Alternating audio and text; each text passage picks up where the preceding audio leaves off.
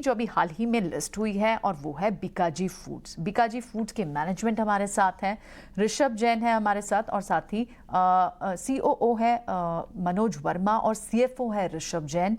उनसे बात करते हैं। Good morning to both of you. स्वागत है आपका ET Now स्वदेश पर। पहले मनोज आपसे समझना चाहेंगे, जिस तरह की अपॉर्चुनिटी हम देख रहे हैं, अपॉर्चुनिटी साइज देख रहे हैं, Q1 में जो लगभग Q1 में जो वॉल्यूम्स दिखे आपको, और लगातार आप IPO के बाद से जब से आपके वॉल्यूम्स भी हमने देखे हैं, अभी फिलहाल सबसे ज्यादा वैल्यू ग्रोथ पैन आउट कहाँ दिखता है आपको?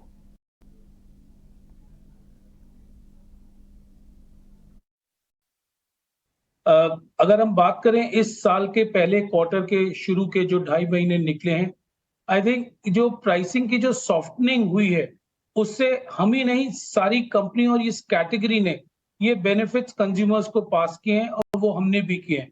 तो जिस वजह से वॉल्यूम और वैल्यू ग्रोथ करीब करीब साथ साथ ही है, जो कि पिछले सालों में अगर हम देखें तो 7-8% का डिफरेंस था। वॉल्यूम कम होता था, वैल्यू ड्रिवन ग्रोथ थी। तो इस साल ये थोड़ा सा रिवर्स ट्रेंड देखने को मिल रहा है। तो यानी आपको वैल्यू भी दिख रही है इन कंपैरिजन टू वॉल्यूम, जो एक अलग ट्रेंड दिख रहा है। तो आप थोड़ा सा हमारे लिए ग्रोथ को भी डिफाइन करें। यहाँ पे किस तरह की ग्रोथ पोटेंशियल आपको दिखते हैं? क्या 20 से 25% तक की ग्रोथ का एक्सपेक्ट करनी चाहिए? तो एक बहुत ही अच्छी ग्रोथ मिल रही है, मतलब ये हाई टीन्स ग्रोथ ही बोला जाएगा इसको, which is very good. And I think over अगर हम देखें कि मार्केट प्लेस में इस कैटेगरी में काफी एक्साइटमेंट है। सो मतलब वी फील के गोइंग फॉरवर्ड ये और बेटर ही होगा, और अभी जो हम देख रहे हैं वो हाई टीन्स ग्रोथ को हम एक्सपेक्ट कर रहे हैं। ठीक है सर, जो कम्युनिटी के प्राइसेस थोड़े कम हुए हैं उसको तो आप कंज्यूमर को पास ऑन कर रहे हैं, तो मार्जिन्स में अभी क्या स्थिति है, वो स्टेबल रहेंगे? Yeah, thank you very much. So, margin of course, so raw material में काफी सॉफ्टनिंग हुई है। अगर आप फर्स्ट क्वार्टर देखेंगे, फर्स्ट क्वार्टर जो हमारा लास्ट ईयर का था उसमें काफी हेल्दी इन्फ्लेशन था सभी रॉ मटेरियल में, पैकिंग मटेरियल में, पेपर प्राइसेस। लेकिन फर्स्ट क्वार्टर के बाद हमने काफी देखा है सॉफ्टनिंग। जो एडिबल ऑयल प्राइस 150 प्लस चला गया था, वो बिलो 100 आ गया है अभी। हमने काफी सॉफ्टनिंग की और हमने पास ऑन भी किया है। लाइक हमने last quarter of financial year में हमने MRP कट की है हम लोगों ने, हमने ग्रामेज इंक्रीज किए हैं, इम्पल्स पैक 5 रुपी 10 रुपी। तो हमने पास ऑन किया है, क्योंकि अल्टीमेटली हमें कंपटीशन भी देखना है, हमें कंज्यूमर को देखना है। हम लोगों ने ये सब काम चालू कर दिया है। मार्जिन में हम लोगों ने लास्ट ईयर 11% के आसपास का EBITDA किया था, डिस्पाइट पहला क्वार्टर जो था वो बहुत टफ था। 7-7.5% का EBITDA था हमारा पहला क्वार्टर का।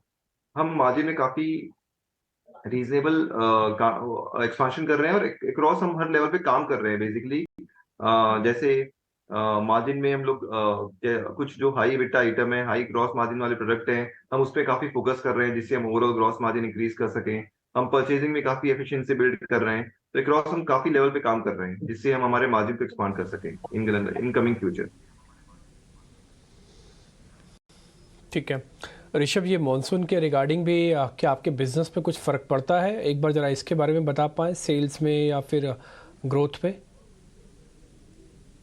सो मॉनसून के अंदर बेसिकली आप देखेंगे अगर कि हम लोग को बहुत ज्यादा इम्पैक्ट नहीं आएगा हमारी कमोडिटी में, क्योंकि जैसे हमारी की कमोडिटी हम जो परचेज करते हैं वो मोट दाल परचेज करते हैं, जो सिर्फ और सिर्फ राजस्थान में उगाई जाती है।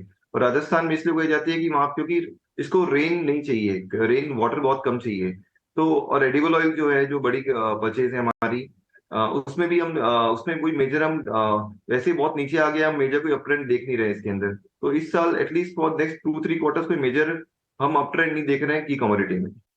क्या मनोज, हमने देखा क्योंकि आपका ये बहुत ही हॉट सेलिंग प्रोडक्ट है, की प्रोडक्ट भी है भुजिया, उसका कंट्रीब्यूशन थोड़ा सा लास्ट ईयर के कंपैरिजन में कम हुआ है FY23 से FY22 में। किस वजह से ये कमी दिख रही है? क्या डिमांड पीक आउट होती हुई दिखाई दे रही है? प्रोडक्ट मिक्स आपने चेंज किया है? क्या बड़ी वजह है? अभी भी देखें तो हमारी भुजिया का कंट्रीब्यूशन लास्ट ईयर का भी 33% प्लस रहा है, राइट, जो कि एक कम नंबर अपने आप में नहीं है। रीजन ये है कि हमारे पास अगर देखें तो 14 सब ब्रांड्स हैं विद इन भुजिया, और नमकीन कैटेगरी में अगर देखें तो 60 प्लस हैं, और जो ज्यादा इनोवेशन होता रहता है वो नमकीन कैटेगरी में ज्यादा है। तो ये कहना गलत होगा कि भुजिया कम ग्रो कर रहा है। इनफैक्ट भुजिया भी हमारी 17% प्लस से ग्रो की है लास्ट ईयर। लेकिन नमकीन बिकॉज ऑफ न्यू एडिशन एनपीडीज और हर मार्केट में जो हमने नई नई अपनी फैक्ट्रीज वगैरह लगाई हैं, हमारी production capacity across outside Bikaner बहुत बड़ी है, इसलिए नमकीन का शेयर ऑफ बिजनेस बढ़ा है और गोइंग फॉरवर्ड भी अगर आप देखेंगे तो ये नमकीन का थोड़ा और बढ़ेगा इसमें।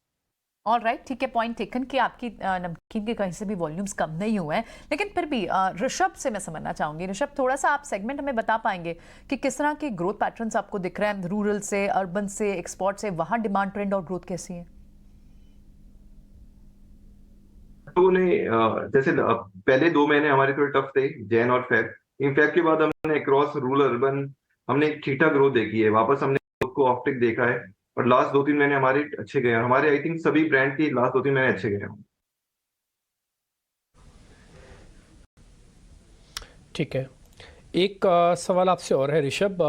पिछले 5 साल में आपका रेवेन्यू ऑलमोस्ट जगह है डबल हो चुका है, 850-900 करोड़ का रेवेन्यू करीब 1950 करोड़ के आसपास आ चुका है, और पिछले 5 साल में आपकी सेल्स भी काफ़ी अच्छी ग्रोथ हुई है। आगे कुछ गाइडेंस?